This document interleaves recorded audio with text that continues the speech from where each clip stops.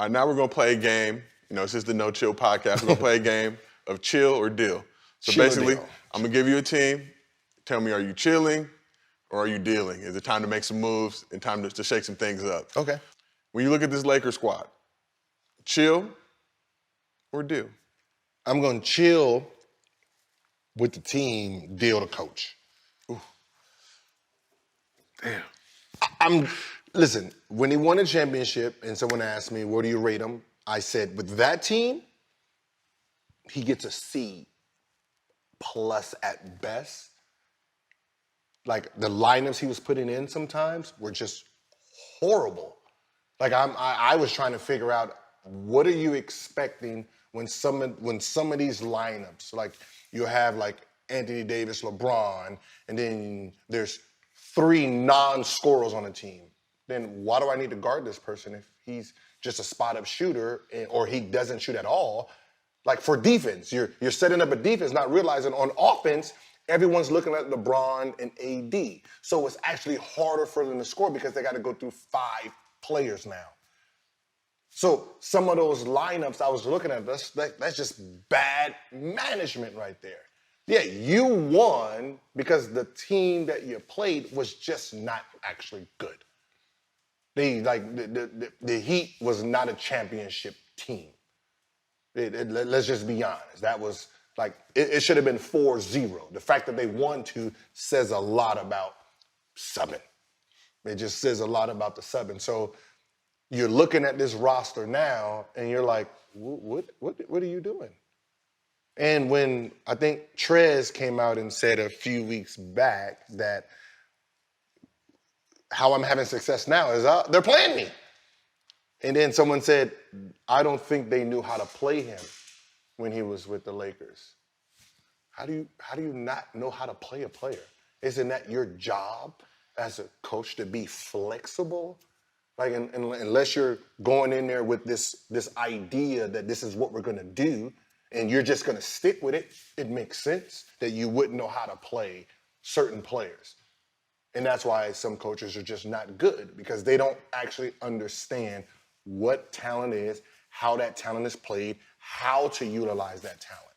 You're stuck with, this is what I want, this is what it's gonna look like, and you know, we're gonna do it this way. No, it's 82 games. Try some shit. Try some shit. You'll be surprised what you get when you try some shit. You got a guy trademark that. We got to trademark that. Like, you got a guy sitting on the bench, you got none, right?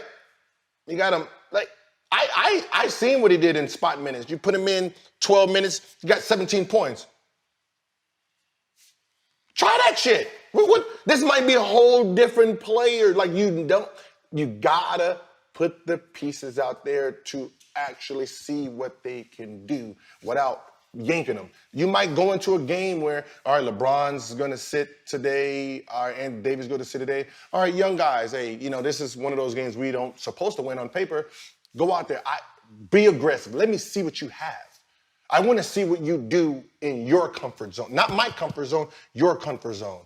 So when you get a Thornton, THT? Yeah. You get a guy and you're like, damn, he's good. Man, he can score. Because you put him in his element.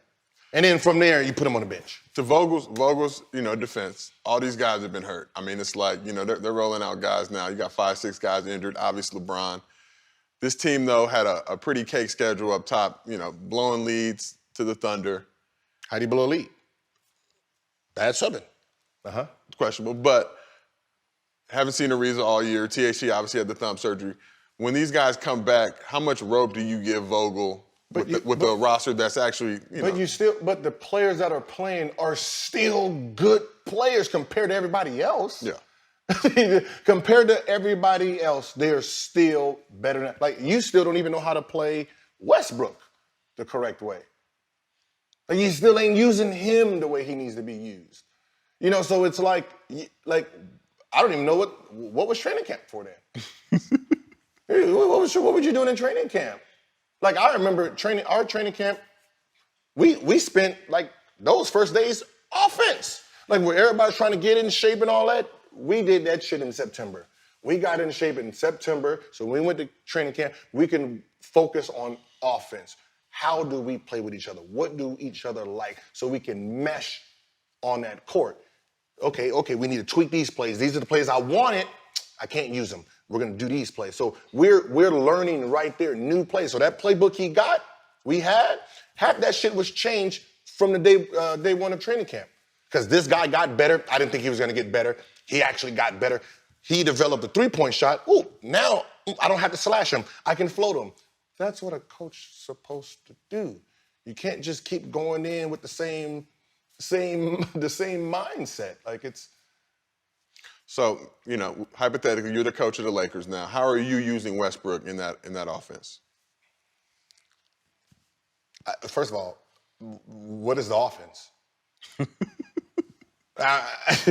I mean, all I see is like when LeBron and AD's in, they do a pick and roll, and then you got one guy in the corner here, someone over there, someone in the deep corner. That's we call the plants in the club. He's atmosphere. That was he's just there just to look pretty. That's what half that team looks like when those guys are like. If you're gonna have LeBron, if you're trying to run offense with LeBron and Anthony Davis, you don't need shooters. You need score work. You need guys who gets buckets. Because a shooter can only be effective if he actually gets the ball. So if you think that, okay, we're going to pass it in, and then they're going to come and double, and then the ball's going to swing, and then, a person like Cal Korver's going to get through. That's not how that shit actually works in real life. No, you need, if you want to get Anthony Davis and LeBron free, you need more offense on the board. So I don't want none to hit 30 on me in 10 minutes. So I'm not going to help, because when I help and you hit him and he backdoors and he scores, now I'm not helping anymore. But if that's, Caruso, sitting out here knowing Caruso's not going to shoot the ball, I'm just going to sit, pass it. He's going to pass it back. Come on back. We're going to sit there and do this whole game. You have to put people in that matches what you're trying to do. You're trying to get them involved, put more scores. Because more scores means no doubles. Like you don't want to put liabilities on the court that's going to help and double and clog up the lane. Like with Westbrook, you put shooters.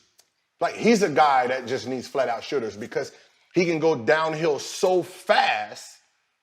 He's going downhill so fast, which is hard to double, but they have to collapse that lane, which now makes it easier for him to kick it out. I mean, come on, this man has success with OKC, right?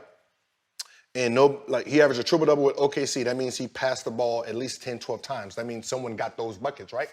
But nobody valuing them. That's what he did with that team. So looking at this Lakers squad, can they get top three in the West? Are they still the favorite to come out of the West to go to the finals? They're still the favorite because they're the deepest team. You still got LeBron, Anthony Davis, and Westbrook on that same team. So, them coming into the playoffs, it's really going to be hard to really try to dominate them for 4 games in the playoffs with that much height, that much athleticism. But, you can't play on playoffs. Like you can't we just need to get to the playoffs. You got to play dominant basketball now. You know what I mean? You got to dominate now. You got to see what everybody can do now. You can't we're going to trickle along and when we get to the playoffs, shit going to change. No, whatever your style was then, this is going to be it.